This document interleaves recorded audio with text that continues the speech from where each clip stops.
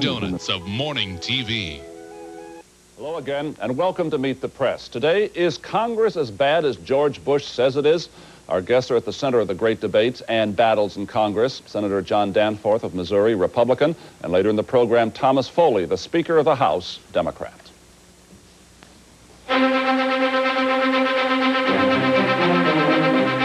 From NBC News, this is Meet the Press with Garrick Utley.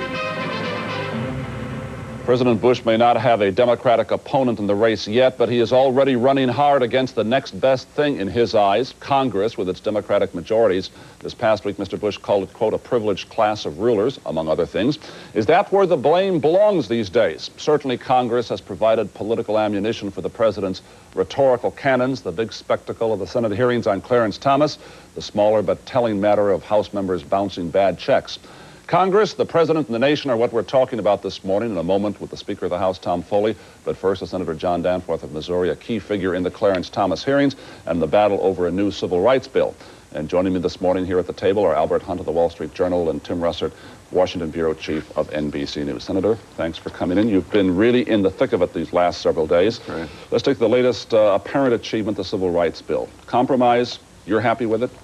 Yes, I am. I think that this is a great victory for everybody, and what's interesting is that everybody's claiming victory, so that's a pretty good compromise, I think. Well, that's good politics, too, one might say. The fact is, you were pushing for this for so long. Once the White House was stonewalling you, a fellow Republican.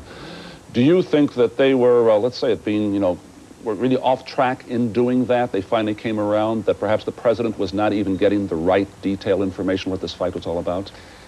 Well, I think throughout this this whole enterprise, there's been a lot of concern in the White House and also in the Congress about lawyers, about litigation that's just gone crazy, tremendously high judgments in all kinds of cases, and I think that really was the governing principle as far as the administration was concerned. I don't think that it was some sort of plot regarding civil rights, although I think that there are people in both parties who want it to make the race issue or the gender issue a political issue. But I think principally what held it up was a real concern about the litigation explosion in America and how to control it. But what finally opened up the compromise in the end, did that have, was that the result in any way of the Clarence Thomas hearings and the charged and perhaps changed political atmosphere, in your view?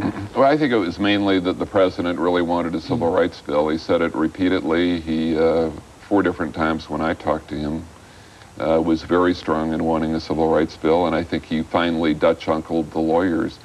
I do think that with the Clarence Thomas matter, and particularly with the women's groups feeling so strongly on the damages issue, that did give some added impetus toward the end. But mainly, I think that everybody got kind of tired of this thing. It had been hanging on now for 2 years, and people wanted to wrap it up. And I think it was in the best interest of the country, especially on the race question, to depoliticize it and to rebuild the national consensus. But, Senator, this agreement is just about what you've been talking about for the last year. You could have had this agreement a year ago, couldn't you have? Yes, I think we should have. I think that what this is very close to what we've been talking about for the last year and a half. And especially since this past summer when 9 Republican senators introduced a package of 3 bills to accomplish these same objectives. You mentioned Clarence Thomas. Do you think the embarrassment over David Duke, the ex-Nazi and now registered Republican who's running for governor of Louisiana, do you think that had anything to do with hastening the process? Well, I've seen that said. I think that that's sort of overstating it. I have to say that during this whole enterprise, that never really occurred to me until a reporter asked it to me, I think the night before the deal was made. I do think that there is a concern about race in American politics and the need to rebuild the national consensus. I think most people in this country truly believe that people should be treated fairly, that they shouldn't be discriminated against or for on the basis of race or any other characteristic. Let me take you back for just a second to the Clarence Thomas hearings. You complained about how sleazily Clarence Thomas was treated, the last-minute charges and innuendos and the like. And yet, you and your allies did some of the same things to Professor Anita Hill with unsubstantiated charges and the like. Do you have any regrets, sir? I have regret that the whole thing happened. But do you have regrets I think, for what you all did to No, my regret is that I think that the way Clarence Thomas was treated was one of the great outrages, the greatest outrage that I've seen in the time that I've been in the Senate. Here is a person who would have been confirmed handily, then this last-minute leak to the media using something that had been discounted by members of the Senate Judiciary Committee who had been fully briefed on it.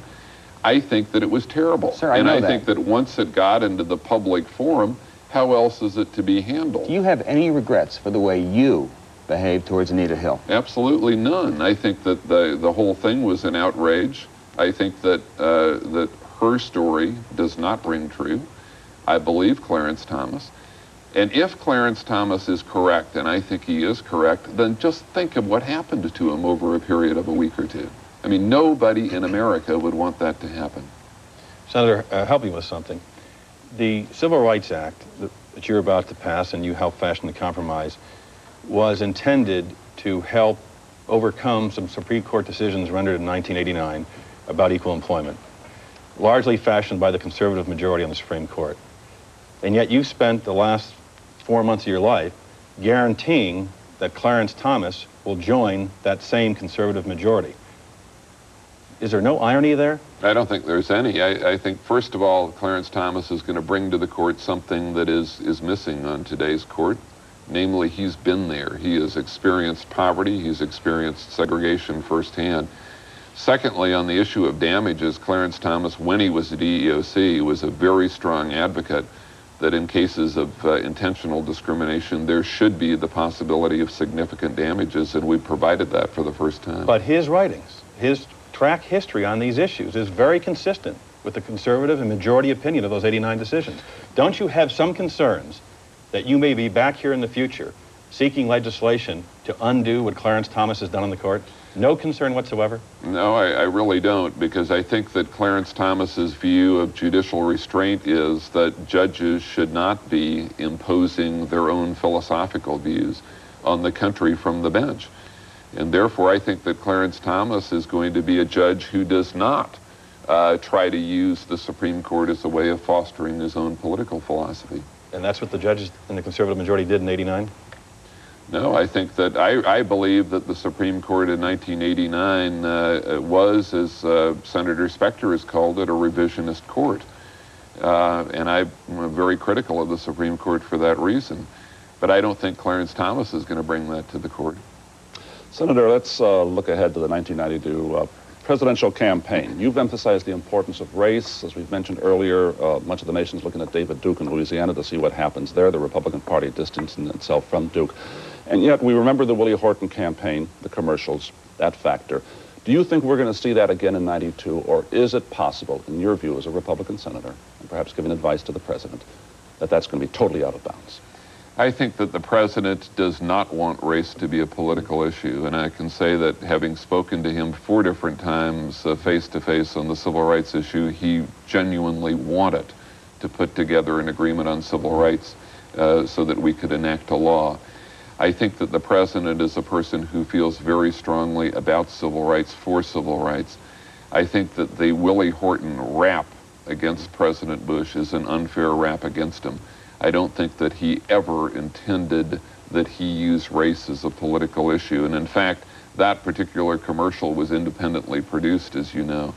So I think that the contrary is true. And I think what this whole episode has shown is that race is something that is very close to the surface in American politics, and that it's up to all of us who have any kind of a public soapbox to try to remove race from the political forum. But Senator, I think a lot of people are going to be very surprised. How can you say that the Willie Horton commercial was, quote, an unfair rap against George Bush, when perhaps it was one of the main factors that got him elected president of the United States? Well, I don't think that that's true at all. I think that what George Bush was doing in the campaign was to try to make crime an issue.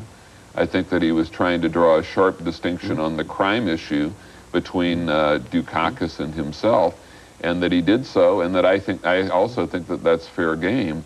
But I think that what we saw in that campaign and what we've seen since is that sensitivities on the question of race are very much attuned, and that we have to be very careful about that issue. But I think that it is really unfair to the president to say that he somehow personally is trying to play the race card. But past maybe prologue, you look back at that last campaign, the fact is, although the ad may have been independently produced, I do not recall George Bush speaking out against it, denouncing it 100%.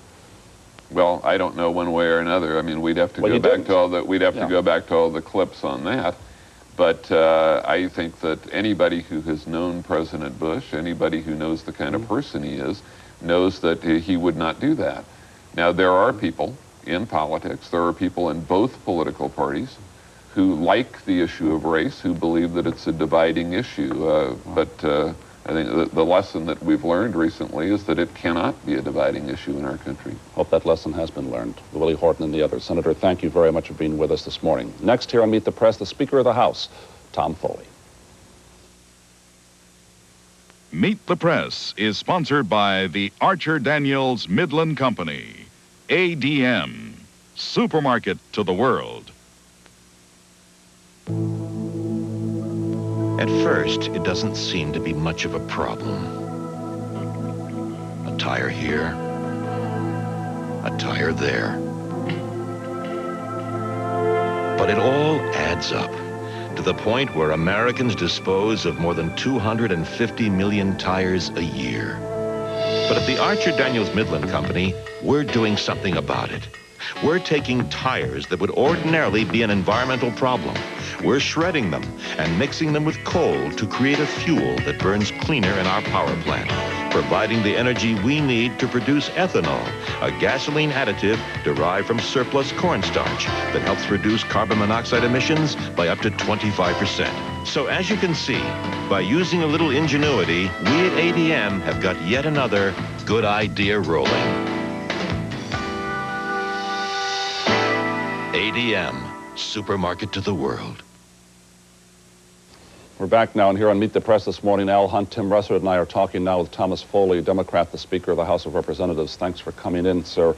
As you know, there's now an agreement between the Senate and the White House on the Civil Rights Bill. Do you think the House is going to go along with this, and do you expect action soon, perhaps this coming week? Yes, I think there'll be action soon, and I think it'll be passed by a very large majority. There are many women who are upset about the features of the bill that treat discrimination against women differently than racial discrimination, and that matter will probably have to be brought up in separate legislation.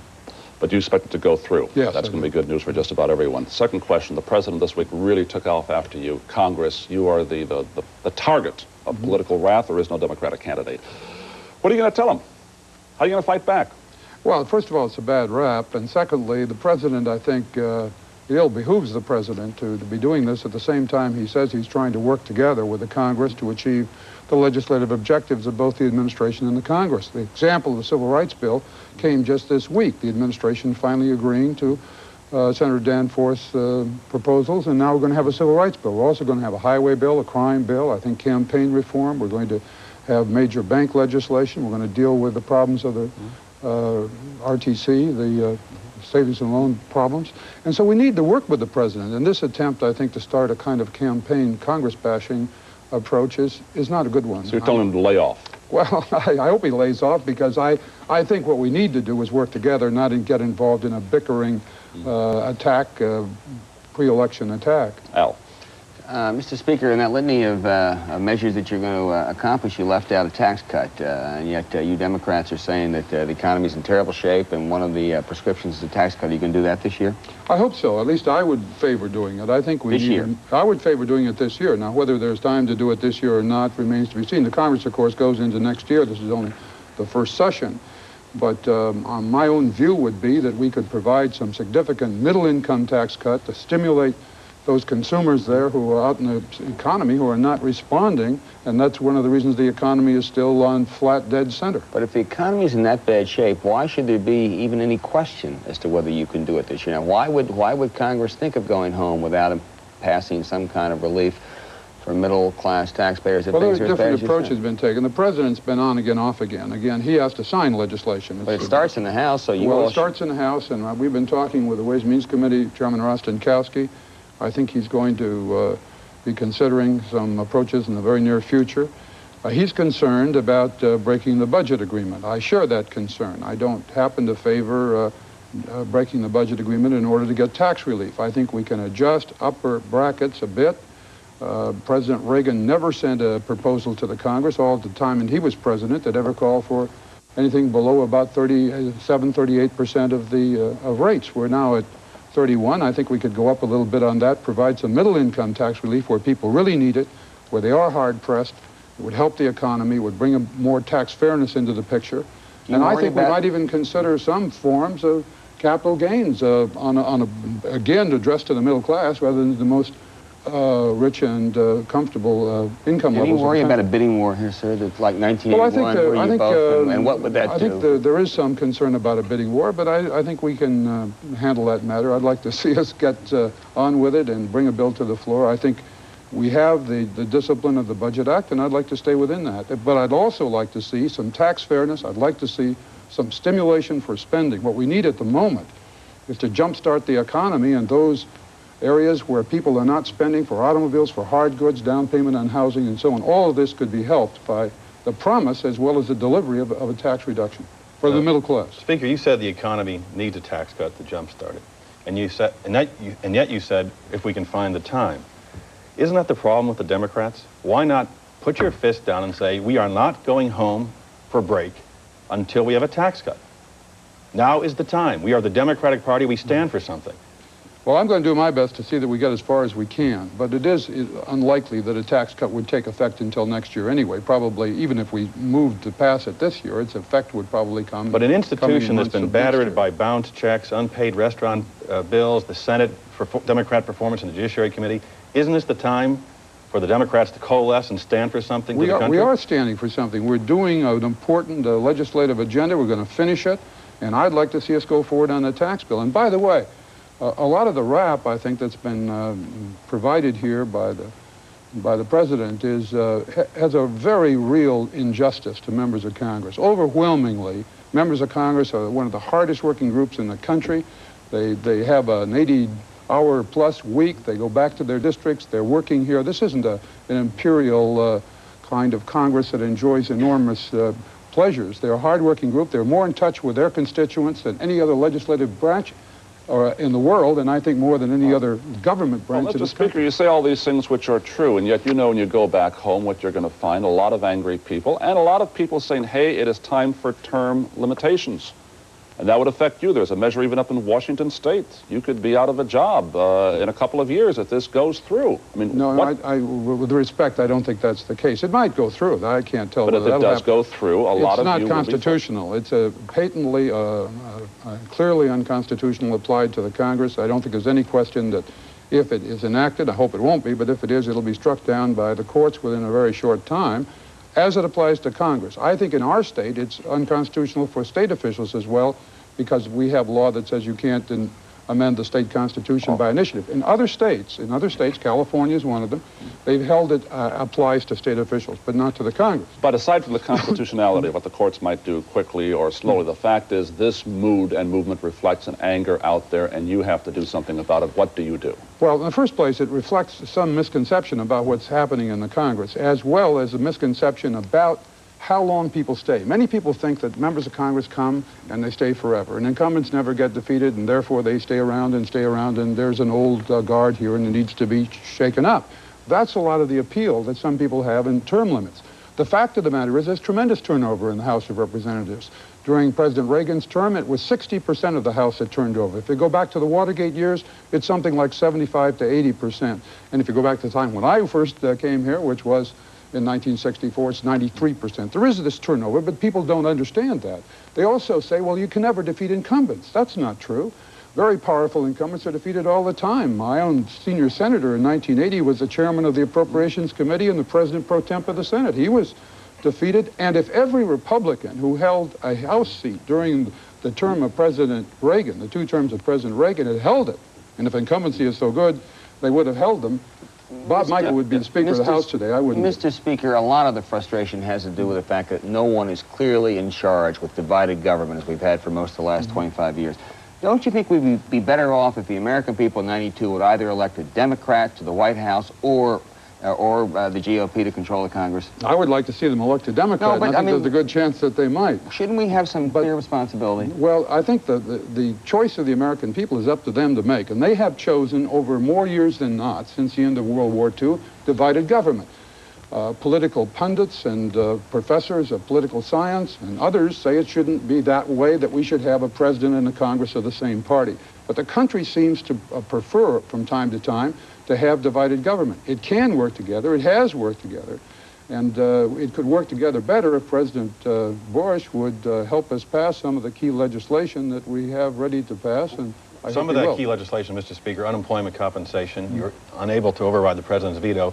But now, won't you do something for those unemployed workers? Isn't a half a loaf better than none for the people on the line? We're going to do something. We're not going to leave here. I will make this prediction. We will not leave this session of Congress without a bill being passed. And whether it will be passed by overriding a president's veto or getting an agreement with the president isn't clear. But we're going to get benefits to workers, long-term unemployed workers now suffering under unemployment will be helped before we... Real fast, what's it feel like being called privileged class by George Herbert Walker Bush? Well, it's a little striking that that's the case, as you say, because in fact, if you look at the various things that he cited for us saying that we didn't apply these laws to ourselves, we have applied the Rehabilitation Act, the Civil Rights Act, the Equal Pay Act. We've applied Americans for Disabilities. All of these post-World War II employment acts have been applied to the House of Representatives in both their objectives and their terms. The president himself, however, asked that he and the vice president be exempted from post-employment lobbying restrictions that apply to every member of Congress. Before the president suggests that the Congress is not applying laws to itself, I think he ought to look at his own staff and his own circumstance of that of the vice president. I think in the end, speaking of political rhetoric, everyone in this country always thinks the other one is a member of the privileged class. In any case, Mr. Speaker, thanks for being with us today on Meet the Press. And in a moment, Al Hunt, Tim Russert, and I'll be back with some personal observations. It's Grand Central Station. It's Carnegie Hall. It's a late-night bistro and a banquet hall for 50. It's a GE monogram kitchen with GE monogram appliances of such dramatic beauty and original style, they have no equal. So with monogram appliances, your kitchen can be everything you ever dreamed it could be. Because you may call it a kitchen, but at GE, we know it's really your living room. Corn. Not only is it America's most abundant crop, it's also the most versatile. At the Archer Daniels Midland Company, we get golden corn oil from it, as well as corn sweeteners, ethanol, and protein products used in animal feeds. Today, we're extracting even more sophisticated value-added products from corn. Products such as citric acid, which gives candies and fruit-flavored beverages their tangy flavor. And lysine, an amino acid that optimizes the nutrition of poultry and swine feeds. But even this list is far from complete. Right now, we're developing additional value-added products from corn, along with innovative applications for them. Because at ADM, we believe the potential of this crop is nearly as great as its supply. ADM, supermarket to the world. At GE, we just had an idea that could help eliminate pollution from the atmosphere. An idea that could save power plants 3 million tons of coal a year and 1 million barrels of oil. Introducing GE's Energy Choice lights.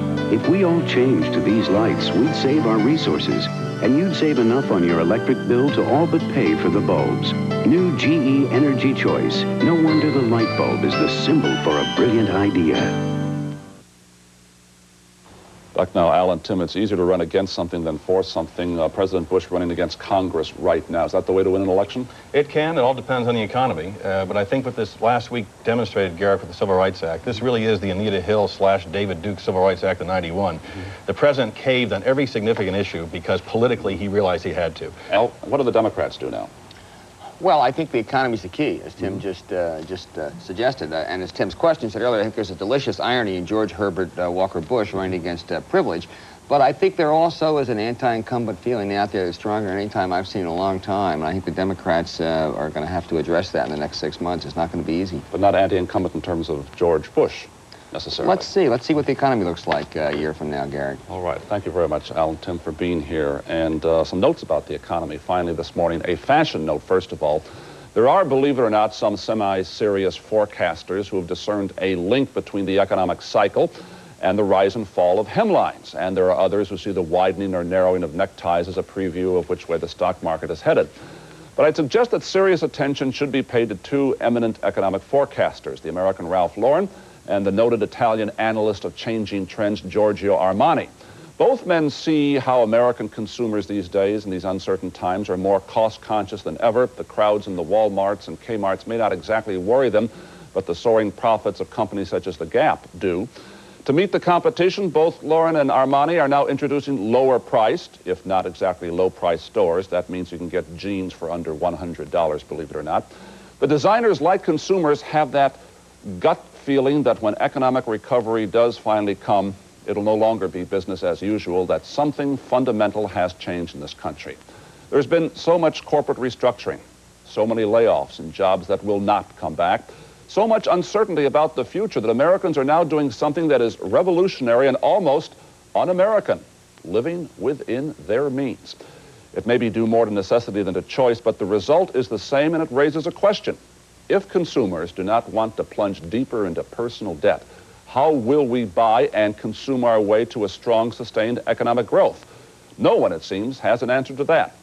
And if those Armani jeans become the new evening wear of the 1990s, that will be a leading and fashionable economic indicator.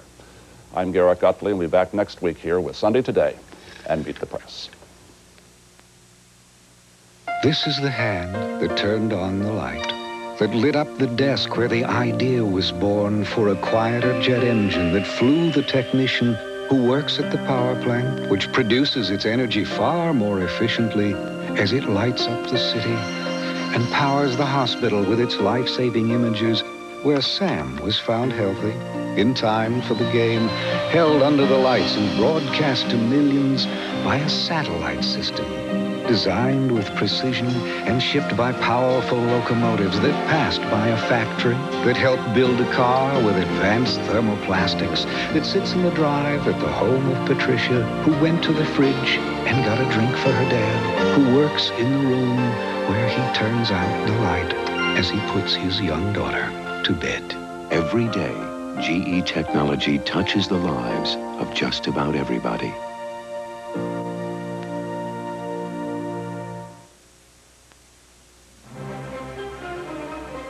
Meet the Press has been sponsored by GE. From plastics to financial services, we bring good things to life. For a printed transcript of Meet the Press, send $1 and a stamped self-addressed envelope to Kelly Press, Box 12160, Silver Spring, Maryland, 20908.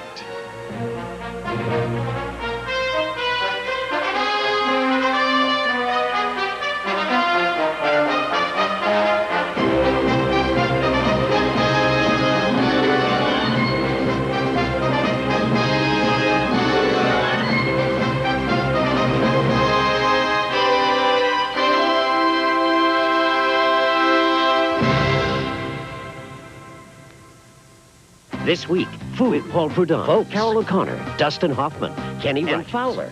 Tricks and Treats with Brian Gumbel and Katie Couric this week on Today. The dating game gone bad. Teens beaten by their beaux. And young girls who want to get pregnant. Two shocking stories that parents can't afford to miss. On A Closer Look this week. Spending hours of time shopping may work for some women. But at Mr. B, we understand that your time is too valuable to spend searching for just the right suit or blouse to add to your corporate wardrobe. At Mr. B, we have hundreds of classically styled women's suits with just the right accessories to complete that tailored look you want most. We offer casual sportswear for after hours and a professional staff to assist with your wardrobe planning. Remember, taking the time to look good takes only one time at Mr. B. People say Ember's steak and eggs platter is the best they've ever had.